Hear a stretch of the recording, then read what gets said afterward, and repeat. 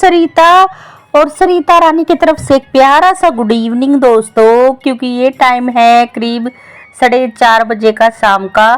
तो बस आज दिन में थोड़ा, क्योंकि रात के टाइम में जैसे कि मैंने पिछली वीडियो में बताया था कि सुबह भी जल्दी उठ गई थी और रात को भी सोना लेट से हो गया था, तो इसीलिए दिन में थोड़ी नींद आई गई थी। और वैसे भी सारा काम निपटा के तो फ्री होके तो लेट चुकी थी। और इस टाइम में इसको दीपांशी भी जब मैं और पारस सो रहे थे तो दीपांशी भी फिर स्कूल से आके ड्रेस वगैरह चेंज करके तो फिर वो भी लेट गई।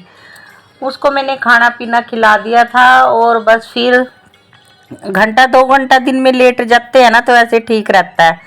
तो बस उठ के और बस एक बार आंखों में झपके से, क्योंकि नींद सी आ जाती है ना, फिर आंखों में झपके से पानी के डाल ले तो फिर ऐसे ठीक सा रहता है, अच्छा फील होता है, फ्रेश सा। तो बस फिर जो ये चादर ओढ़ के पड़े थे तो इसको मैं फिर साथ के साथ उठा देती हूँ और तय करके रख देती हूँ फिर। और एक बार अच्छी तरह से चादर को झाड़ दूंगी, क्योंकि फिर एक बार मैं ऐसे ही ठीक नहीं करती, क्योंकि बच्चे हैं ना, ये नंगे पैर भी फिर चढ़ते रहते हैं तो थोड़ी सी मिट्टी हो ही जाती है।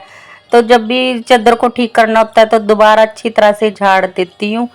तो झाड़ के फिर इससे अच्छी से बिछा दूंगी। और फिर यही आदतें होती है जो शाम की भी हमारी एक बार दोबारा से ऐसे साफ सफाई होती है ना, इससे हमारा अगले दिन तक बिल्कुल घर हमारा बिल्कुल साफ सुथरा बना रहता है। क्योंकि एक बार जो शाम के टाइम में हम ये झाड़ू लगा लेते हैं और चादरों को, सारी चीज़ों को यानी कि व्यवस्थित कर देते हैं ना, तो दोस्तों अगले दिन तक हमारा घर बिल्कुल साफ सुथरा बना रहता है। और ये जो शाम वाली झाड़ू होती है ना, तो ये झाड़ू भी लगनी वैसे मेरे हिसाब से तो बहुत ज़्यादा ज़रूरी होती है। और वैसे भी आजकल तो खेतों में ये गेहूं वगैरह कटने लग रही है ना, तो उसकी वजह से सारे घर में उसकी तूड़ा सा फैला ही रहता है, बारीक बारीक सा धूल, और काफ़ी हवाएं चलती रहती है। चाहे दिन में 3 बार भी झाड़ू 4 बार भी लगा लेंगे तब भी वो डस्ट सी तो निकलती है, चाहे कितनी क्लीनिंग कितनी सफाई कर लो। तो ये कमरा बिल्कुल साफ पड़ा था, फिर भी मैंने एक बार इसको भी अच्छे से कर दिया और सोफे को भी अच्छी तरह से एक बार झाड़ दिया। और कोई ज़्यादा टाइम नहीं लगता इसमें, 10-15 मिनट में सारी शाम वाली जो क्लीनिंग होती है ना, तो शाम के ये 10-15 मिनट भी हम अपने घर को जो दे देते हैं ना, तो इससे हमारा घर बिल्कुल और अच्छी तरह से चमकने लग जाता है। और घर चाहे हमारा कैसा ही हो, बस साफ सुथरा होना चाहिए।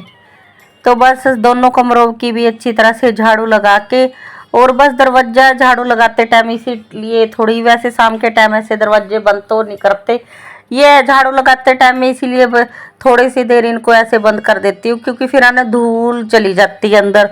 फिर बाद में इनको मैं दरवाजों को बाहर के आंगन को साफ सफाई करके फिर दोबारा मैं इनको खोल देती हूँ। तो बस बाहर तक अच्छी तरह से झाड़ू लगा दूंगी। और बिल्कुल भी कबाड़ा कचरा बिल्कुल नहीं था, क्योंकि बिल्कुल सुबह की साफ सफाई बिल्कुल हो रखी थी। और पारस और दीपांशी ज़्यादा खिलारा खंडाते हैं, यही पारस भी मेरे पास लेटा हुआ था। और दीपांशी भी सुबह की गई हुई स्कूल अब लेट ही आती है, क्योंकि वैसे तो स्कूल जल्दी का, बस इसकी वैन लेट आती है इसको, क्योंकि हमारा जो ये गांव है तो लास्ट तक, इस लास्ट में सबसे लास्ट में इसी कोई छोड़ने आती है। और ये कुछ एक बैनर पड़ा था मेरे पास में, मैंने दिन के टाइम में अपने किचन को अच्छी तरह से मैंने धुला था, तो बस उस पे ही मेरे को ये स्लैब पे, ये यानी कि उसकी स्लैब पे मुझे कपड़ा बिछाना था। तो इसको अच्छी तरह से इसको इसकी स्लैब के हिसाब से इसकी कटिंग करके और फिर इसको जितना था उसको काट लूँगी। बैनर है ये जो आजकल वोटों में लगते हैं ना, ये उस तरह का पुराना बैनर है, नया नहीं है ये। मंत्री के नए बैनर को कट करके और अपने वहाँ पे बिछा लिया, ये पुराना एक्सपायर हो चुका है, इस टाइम में उनकी वोटें वगैरह भी डल चुकी है। तो ऐसे ये पड़ा था मेरे पास में एक बैनर, तो इसकी कटिंग करके तो इसको ही मैं बिछा लेती हूँ। और काफ़ी मोटा है ये, बिल्कुल प्लास्टिक का है, तो इसीलिए मैंने बिछा लिया था, मेरे को लगा ये मेरे काम का है। तो फिर इसको कट करके अच्छी तरह से, जितना मेरे स्लैब का कपड़ा था तो बस उसके हिसाब से कट करके इसको अपनी स्लैब पे बिछा लूँगी। तो यहाँ पे मैं बिछा लेती हूँ इसको। तो आ गई थी फिर किचन में। किचन बिल्कुल दिन में मैंने अच्छी तरह से सर्फ के साथ मैंने इसको पूरी किचन को धो दिया था, क्योंकि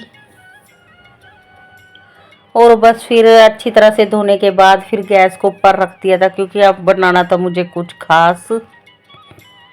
खास तो क्या, बस दीपांशी ये जिद करती रहती है, तो बच्चे की जिद के आगे माँ को एक झुकना ही पड़ता है। तो बस ये मैंने लिया मैदा, इसके अंदर मैंने डाल दिया ये नमक और थोड़ा सा मैंने डाल दिया था इसके अंदर क्या बोलते हैं अजवाइन। और बस ये थोड़ी सी गलती मैंने ये कर दी, इसमें मैंने ना रिफाइंड ऑयल डालना चाहिए था मोयन के लिए, मैंने इसमें सरसों का तेल डाला ना, ये ठीक नहीं रहा।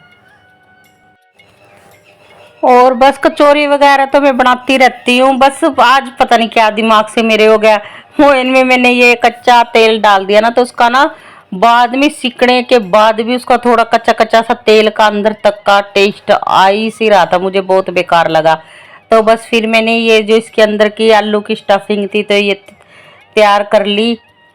बस धनिया डाल दिया और सारे जो हमारे सूखे ड्राई मसाले होते हैं ये, बाकी प्याज वगैरह कुछ वैसी लहसुन ऐसी चीज़ें नहीं डाली, सिंपल सादी बस जो, और वैसी सिंपल सी स्टफिंग भी काफ़ी टेस्टी लगती है का। बस धनिया वगैरह डाल दिया और सारे गरम मसाला मैगी मसाला जो भी होता है हमारे पास वो मसाला सारे डाल के उसकी स्टफिंग को मैंने ठंडा होना रख दिया।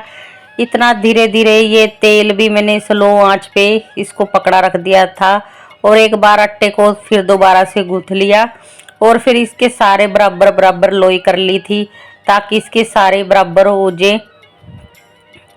और करी थी मैंने बराबर बराबर थी बाद में, पर मैंने दो की एक एक भी बना दी थी क्योंकि काफ़ी टाइम हो गया था और पारस भी रोने लग गया था, क्योंकि जो इसको सीखने में दोस्तों बहुत ज़्यादा टाइम लगता है। तो बस फिर इस तरह से मैंने इनको साड़ियों को भर भर के साड़ियों को इकट्ठा एक बार रख दिया। पहले तो अंदर खड़ी होके कर रही थी, फिर मैंने अंदर गर्मी सी भी लग रही थी और फिर दीपांशी अकेली बैठी थी, ये बोल रही थी मम्मा मेरे पास आके बैठ कर लो, तो फिर मैं अंदर बैठ के फटाफट से पंखे के नीचे सारी स्टफिंगों को तैयार कर रही हूँ आराम से। और अंदर मैंने इस तेल है ना बिल्कुल सिम आंच पे पकड़ा रख दिया है, क्योंकि ये जो हमें तैयार करनी होती है ना तो दोस्तों इसके लिए बिल्कुल तेज ना तो तेज गरम तेल होना चाहिए और ज़्यादा इसको हाई फ्लेम पे भी नहीं पकाना, तेल भी थोड़ा मीडियम सा उसका टेम्परेचर होना चाहिए। और इसीलिए मैंने इसमें मस्टर्ड ऑयल का इस्तेमाल नहीं करा इसको तलते टाइम, इसमें मैंने सोयाबीन वाला तेल वो यूज किया है जो डालडा वाला आता है रिफाइंड ऑयल। तो सारी स्टफिंग कर दी मैंने तैयार। मैं बीच में बस तेल का टेम्परेचर देखने चली गई थी भी कहीं ज़्यादा तेज़ तो नहीं हो गया, तो बस तो ये डाल दी मैंने सारी इसमें।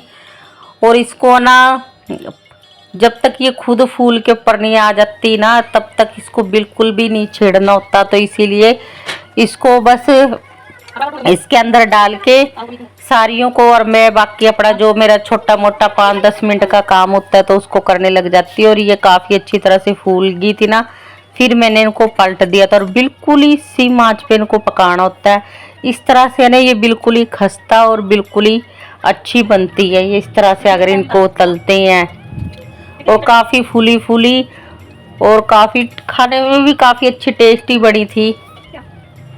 जब भी कभी ये मोयन लगाते हैं ना तो कभी भी ये कच्चा घनी वाला तेल नहीं इस्तेमाल करना चाहिए, रिफाइंड ऑयल या घी घू का वो इस्तेमाल कर लेते हैं ना तो वो ज़्यादा ठीक रहता है। क्योंकि मैंने पहले घी का यूज किया हो ना तो वो इससे थोड़ा इसमें ना थोड़ा इतने पकने के बावजूद भी कहीं ना कहीं तेल का थोड़ा सा अंदर के तरफ से हल्का सा टेस्ट आ ही रहा था। तो ये बन गई थी सारी कचौरी और बिल्कुल भी ऑयली नहीं बनी थी जो थी। और फिर मैंने इस तरह से ये इसमें निकाल ली ताकि जो भी एक्स्ट्रा ऑयल था वो हमारा निकल चुका था। और फिर मैंने ये साथ के साथ बना ली चाय। तो बस यही डिनर हो जाएगा हमारा। दीपांशी के पापा को अगर रोटी खानी थी तो उसके लिए रोटी पड़ी थी, बस मैं और दीपांशी थे तो हमारा तो इसी में हो जाना था क्योंकि काफ़ी तो हैवी हो जाती है ये। तो बस ये लगी थी प्लेट अंदर सभी के लिए मैंने लगा दी है। तो बस ही साथ में सॉस और ये दीपांशी के पापा को ज़्यादा दीपांशी के पापा को तीखा पसंद है तो उसके लिए 2 मिर्ची रख दी थी। तो बस आज के व्लॉग की भी करती हुई यहीं पे समाप्ति। बाय बाय दोस्तों, वंदे मातरम।